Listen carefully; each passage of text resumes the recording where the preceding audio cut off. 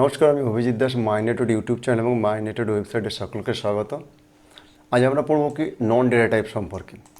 তো পাইথনের নন data type এমন একটি ডেটা টাইপ যা কোনো মান নেই, এটা বোঝাতে ব্যবহৃত। নন থেকে আমার বলছে কোনো মান নেই, অর্থাৎ এর বৈশিষ্ট্য কী বলেছে এখানে।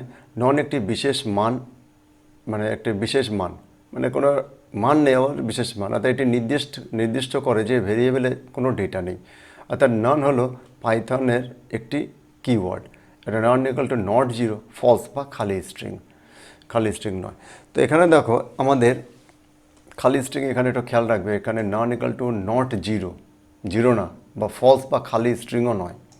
তো এখানে আমাদের এইভাবে আমরা ভাবতে পারি যেমন একটা খালি গ্লাস, তার মধ্যে আমাদের কী আছে, আমরা কোনো জায়গায় পার্টিকুলার নির্দিষ্ট জায়গায় রেখেছি বা কোনো ব্যবহার করেছি, তো সেখানে আমাদের তার সামনে অনেকগুলো ডেটা আছে, অনেকগুলো জুস আছে, তো আমরা যে কোনোটাকে আমরা ইউজ করতে পারি। কিন্তু আমাদের এখানে যে ভেরিয়েবলটা গ্লাসটা, তার মধ্যে কিন্তু আমরা কোনো আইটেম আমার মধ্যে আমরা অ্যাড করিনি। তো সেই অবস্থাকে বলা হচ্ছে নান। অর্থাৎ কি আমি ভেরিয়েবল ডিক্লেয়ার করেছি, বাট আমার তার মধ্যে কোনো ভ্যালু নেই।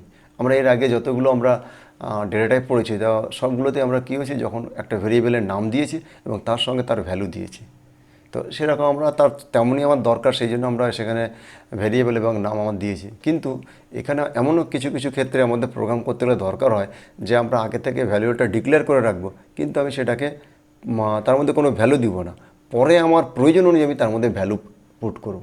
তো সেই ধরনের যেমন ডেটা টাইপ আমি যদি চাই, তখন সেখানে আমাকে নান ডেটা টাইপ ডিক্লেয়ার করতে হবে। যেমন দেখো রেজাল্ট ইকুয়াল টু নান। যেমন মনে করো যখন তোমরা রেজিস্ট্রেশন করবে, তখন রেজাল্ট আমি নান করে রাখবো।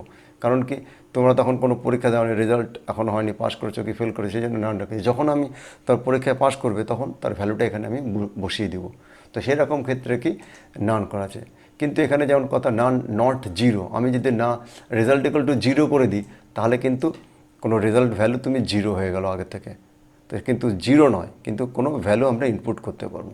তো সেই টাইপের ডেটা টাইপকে বলা হচ্ছে নন ডেটা টাইপ। তো এর ব্যবহার কোথায় আছে, ভেরিয়েবল আগে ঘোষণা করে পরে মান দেওয়ার ক্ষেত্রে, কোনো ফাংশন যদি কিছু রিটার্ন না করে ডেটা অনুপস্থিতি বোঝাতে। তো অর্থাৎ এই সমস্ত ক্ষেত্রে আমাদের নন ডেটা টাইপ ব্যবহার করা হয়।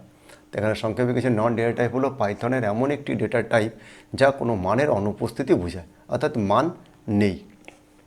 এই ধরনের ডেটা টাইপকে বলা হচ্ছে নন ডেটা টাইপ। তো থ্যাংক ইউ।